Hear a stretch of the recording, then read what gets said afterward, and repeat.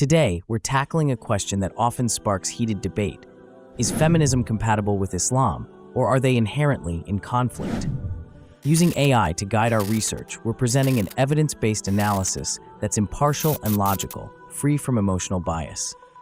AI allows us to approach this topic with clarity, aiming to understand what both feminism and Islam actually say about gender rights and equality. To start, let's define what we mean by feminism and Islam. Feminism, in its simplest form, is the belief in social, political, and economic equality between men and women. It's a movement that advocates for women's rights and addresses issues such as equal pay, reproductive rights, and the elimination of gender-based discrimination.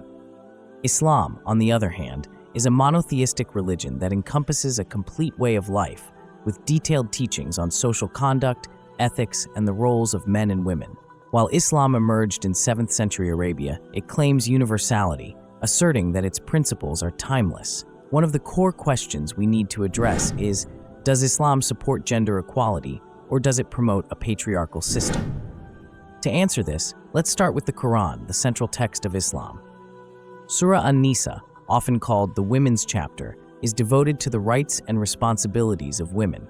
The Quran explicitly grants women the right to own property, inherit wealth, and participate in social and economic life. These rights were groundbreaking in 7th century Arabia, where women had few legal protections.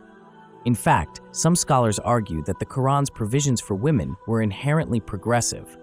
For instance, Surah An-Nisa 4:7 states, "From what is left by parents and those nearest related, there is a share for men and a share for women."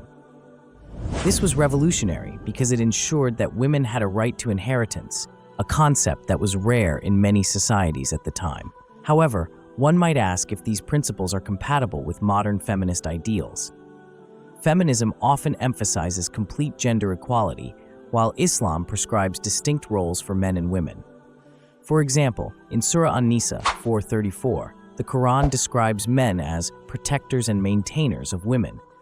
This verse is frequently cited to suggest that Islam assigns men a position of authority over women. However, scholars argue that this protector role is not about superiority, but about responsibility. Men are expected to provide for and protect their families, but this doesn't mean women are incapable of independence or autonomy.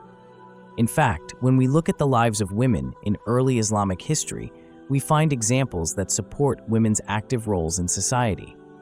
Take Khadijah, the first wife of the Prophet Muhammad. She was a successful businesswoman who employed the Prophet before they married. Her example demonstrates that Islam doesn't oppose women participating in business or public life. Deductively, we could argue that while Islam assigns certain roles, it also allows flexibility, showing compatibility with feminist values in some respects. Now, let's examine education, a core feminist principle. Feminism advocates for equal access to education, and here we find alignment with Islamic teachings. The Prophet Muhammad famously stated, "Seeking knowledge is obligatory for every Muslim, male and female." This hadith emphasizes that both men and women have a religious duty to pursue education.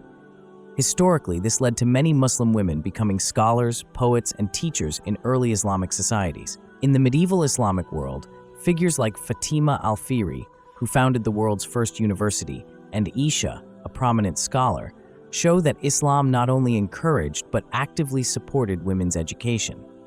Inductively, we can conclude that Islam values women's intellectual development, aligning well with the feminist emphasis on educational equality.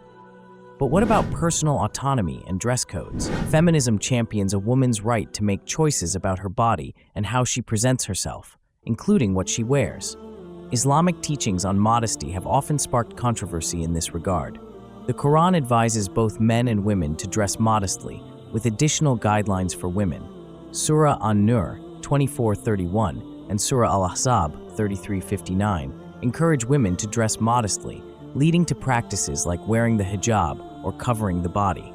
Critics argue that this contradicts feminist ideals of autonomy. However, many Muslim women choose to wear the hijab as an expression of faith and identity, not because they're forced. For them, the hijab represents liberation from societal expectations of beauty and objectification. This perspective suggests that modest dress can be compatible with feminist values when it's a choice. Deductively, we could say that Islam's approach to modesty doesn't inherently conflict with feminism. The key issue is choice, which aligns with feminist values of autonomy. We should also consider the issue of marriage and family roles. Feminism advocates for equality within marriage, challenging traditional gender roles. Islam, while assigning specific roles, emphasizes mutual respect and compassion. The Quran describes marriage as a partnership based on love and mercy, Surah Ar-Rum 30:21, and encourages spouses to treat each other with kindness. Islam also grants women the right to seek divorce, a practice rare in many societies at the time of its revelation. Surah Al-Baqarah 22:31 instructs men not to retain women in marriage against their will, highlighting the importance of a woman's consent in marital decisions. Inductively, we could argue that while Islam acknowledges different roles within marriage, it provides women with legal protections that support their autonomy, showing compatibility with feminist concerns about marital rights. Finally, let's discuss political participation. Modern feminism advocates for women's right to participate in politics, a principle that aligns with Islamic history. Early Muslim women were not only active in their communities, but also engaged in political matters. Aisha, one of the Prophet Muhammad's wives, played a significant role in early Islamic politics, participating in discussions and even leading an army. This historical example challenges the perception that Islam restricts women's political engagement. While some Muslim-majority countries have political restrictions on women today, this isn't a reflection of Islamic teachings, but rather cultural and political practices. Deductively, we can argue that Islam supports women's involvement in political life, and these limitations stem more from cultural interpretations than religious doctrine. So, where does this leave us? Based on our evidence and analysis, it's clear that Islam and feminism share certain values, such as education, autonomy, and legal protections. However, there are also differences, particularly regarding roles within family and society. Yet, these differences don't necessarily equate to conflict. Rather, Islam provides a framework that emphasizes responsibility and protection, which can align with feminist ideals when interpreted in the context of choice and equity. If you found this analysis thought-provoking, please like this video and subscribe for more insights at the intersection of faith, logic, and AI. Share your thoughts in the comments. Do you believe feminism and Islam are compatible, or do you see inherent conflicts? And don't forget to share this video with others who might find this discussion valuable. Thank you for watching, and we look forward to exploring more complex questions in our next video.